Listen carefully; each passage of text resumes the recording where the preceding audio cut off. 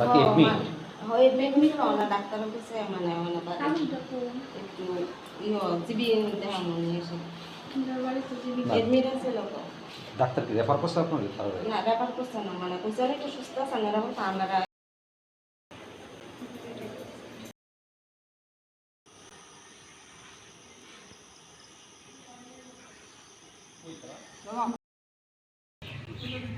ওই কালী মন্দির আছে না, কালী আমার বউ ভাড়া ধরবো।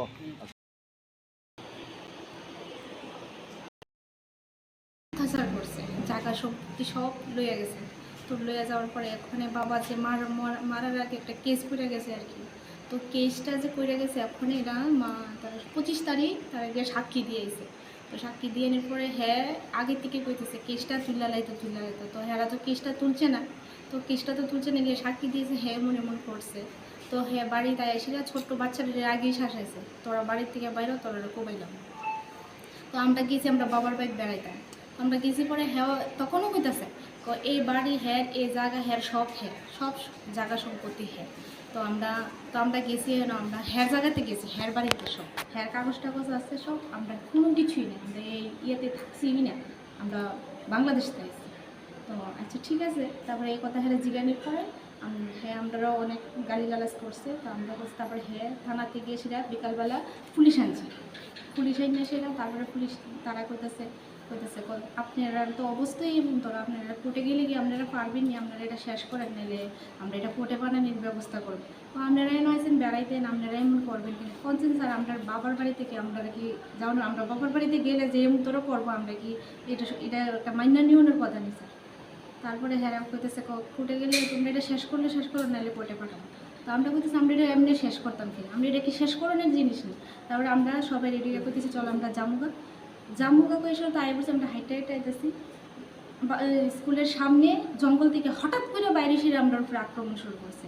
এরপরে একটা গাড়ি এসেছে, অটো গাড়ি দিক্কা সেরে, আমরা তো চিল্লি কথা, অটো গাড়ি দিক্কা সেরে জঙ্গল দিয়ে পালাই গেছে, মারে তো চুলো ধাক্কা দিয়ে পালাই দিয়েছে। আর আমি পুলিশের লোক কথা কইছিলাম, যখন পুলিশ গিয়েছিলাম তখনই আমার মানে জিত আমার উপরে, আমার প্রথমে ধরে পুরা জামাটা আমার পুরা দেখে তো অবস্থা খারাপ, ছেড়ে পুরা।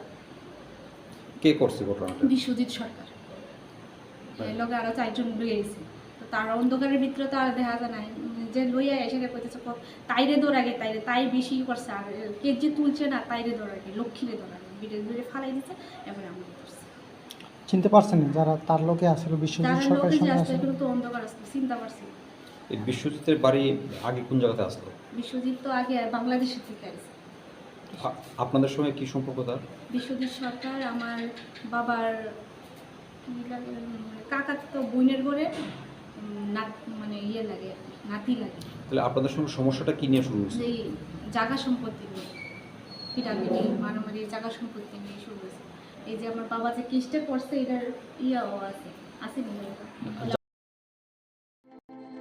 প্রত্যেকের জীবনের স্বপ্ন থাকে পড়াশোনা শেষ করে কর্মজীবনে প্রতিষ্ঠা পাবার। এই দিক দিয়ে আমি সফল শুধুমাত্র একটি কারণে, সেটা হলো আমার কলেজ টিপস, যেখান থেকে গ্র্যাজুয়েশন কমপ্লিট করে উচ্চতর শিক্ষা নিয়ে আজ আমি সফলভাবে প্রতিষ্ঠিত। টিপসে পড়াশোনা ছাড়াও নিজেদের কেরিয়ারে কিভাবে অনেক বেশি মাত্রায় সুযোগ পাওয়া যায় তার সবকিছুই হাতে কলমে শেখানো হয়।